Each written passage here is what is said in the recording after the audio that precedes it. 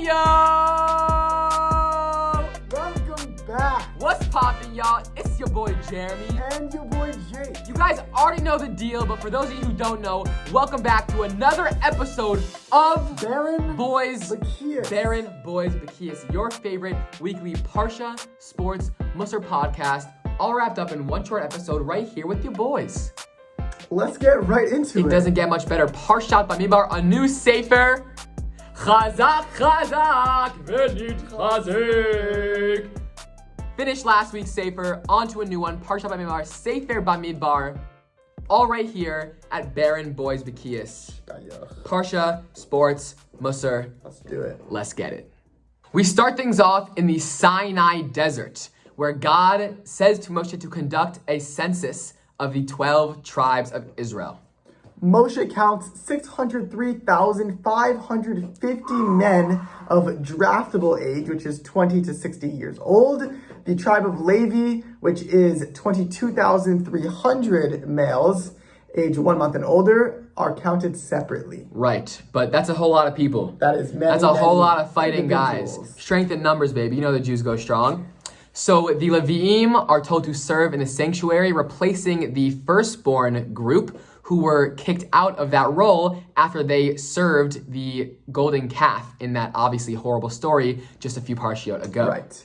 In the desert, when the people broke camp and moved out of there, each sect had their own assigned placements. Right, so in the center of the camp were the 3 Levi clans who dismantled and transported the sanctuary and reassembled it in the center of their next encampment. In the south were Kehat, which carried the sanctuary's vessels, the Aron, the menorah, all those other fun vessels, and their special designed coverings on their shoulders. Right, in the west were the Gershonim in charge of the tapestries and roof coverings of the tabernacle. And the north was Merari, who transported the wall panels and the pillars. Right, and then toward the east, before the sanctuary's entranceway, were the tents, obviously, of the main characters of this camp movement, Moshe, Aharon, and Aaron's children. Outside of the Levi circle, we have the 12 tribes who camped in the 4 different groups of 3 tribes each. Right, and we're going to break it down by section and by number. So, in the east, Yehuda, 74,600 people, Yisachar, 54,400 people, and Zevulun, 57,400 people. In the south, we have Reuben at 46,500, Shimon at 59,300, and Gad at 45,650. Over to the west, where you have Ephraim, 40,500 people, Menashe, 32,200 people, and Binyamin, 35,400 people. Finally, in the north, we have Dan at 62,700 people, Asher at 41,500 people, and Naphtali at 53,400. Right, so each tribe separated by their number, by their tribe, each having their own nasi, their own flag with tribal colors and emblems, and that just about wraps up the Parsha. All right, now on to the next segment of the Beren Bois Bekius podcast, the sports segment, keeping you guys in the loop on the sports world this week in case you find yourselves in a sports schmooze. Little talk with the boys. We got you. This week, Russell Westbrook broke the record, Oscar Robertson's record, for the most triple-doubles in his career in the NBA. 182 triple-doubles. That's so many triple-doubles. That's crazy. In more sad news, Jaylen Brown, Celtics star, young stud, tore a ligament in his hand, out for the year. Prayers up. Lakers, Warriors, and Grizzlies, Spurs for the West in the play-in. And it is the same for the East with the Celtics, Hornets, and Pacers, Wizards. Right. DK Metcalf earlier this week, an NFL wide receiver, tried out in the Olympic qualifying 100-meter race and ran a 10.36, which for those of you who haven't seen the video, is very fast. Very, very fast. And lastly, in Kentucky Derby news. Oh boy. The winner, Medina Spirit, tests positive for an illegal drug and is under fire from the public. Dude, you can't be horsing around in the Kentucky. Oh God. No room for drugs. We don't tolerate that here at Beren Bois Bekius. Kick him out of the race. We want a clean fight, okay? And that's about it. I'm sure he's a stud though. He's a stud. But there's no room for that here, all right? No drugs, no performance-enhancing substances. We're clean boys over here, okay? Okay.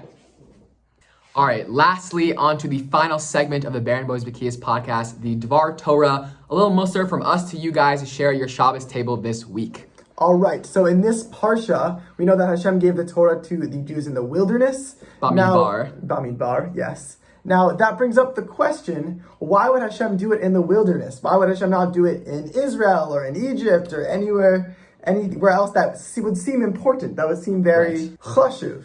Right. And so what I think it truly boils down to is the nature of what the wilderness represents, right? You'd think, why didn't God give it in Israel, right? It's such a holy place for the Jews.